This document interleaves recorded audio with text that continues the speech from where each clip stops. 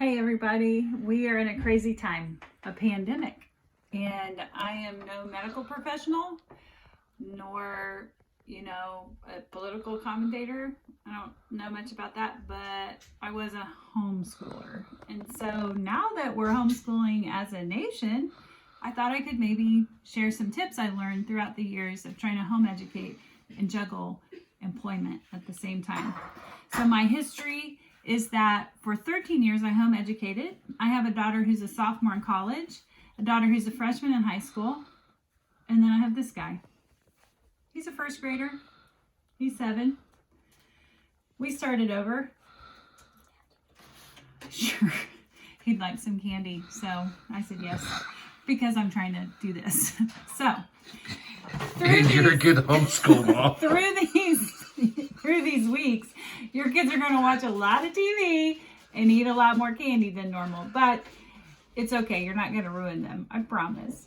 Over the 13 years that I home educated, I learned so much about how to empower them to be self-governing while being able to maintain my productivity level at the same time. Those are the tips I'm going to share with you today. The girls and I have a great relationship. We not only survived, but we thrived as we did all of that juggling.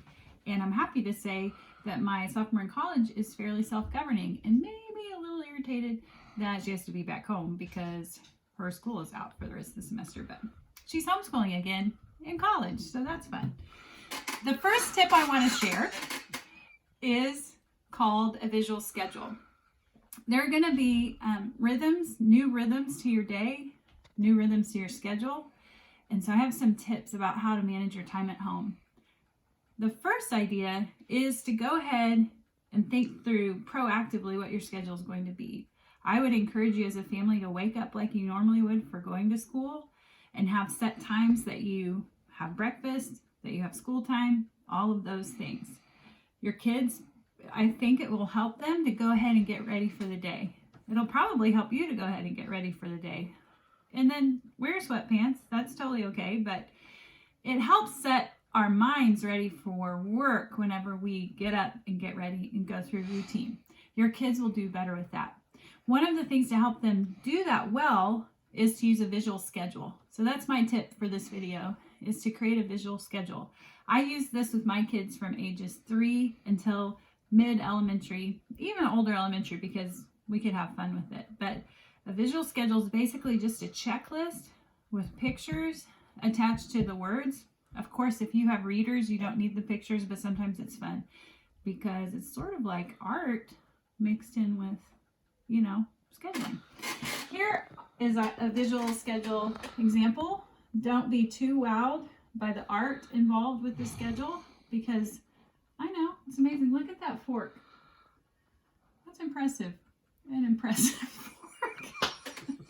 So anyway, a visual schedule. These are James's get ready tasks. So when he wakes up, he knows, okay, go to the table. There's your visual schedule. And he can check off his boxes. Get dressed, eat breakfast, brush your teeth, brush your hair, and unload dishes. That's his morning chore, is to unload the dishes. That's his hair? Yes, this is hair. It looks like his head is on fire. Oh, brushing your hair. Listen, art skills. If you reference over here, these are his sister's visual schedule for him for earlier this year, and they did a much better job with their pictures. Make it fun. Their unload silverware was a lot better than mine. I should have taken tips. So, needless to say, a visual schedule can very much help your kids feel empowered. It can set an expectation for them, and they can get done with the things you need them to get done with. Setting expectations for yourself and for your kids and to communicate those expectations will help avoid exasperation on both ends. We can exasperate our kids just as much as they can exasperate us. So communicate the expectation. The visual schedule can be used just for getting ready tasks. You can use it all throughout the day, integrated with some of the other tips I have for you here coming in subsequent videos. But anyway, that's what a visual schedule is, so enjoy.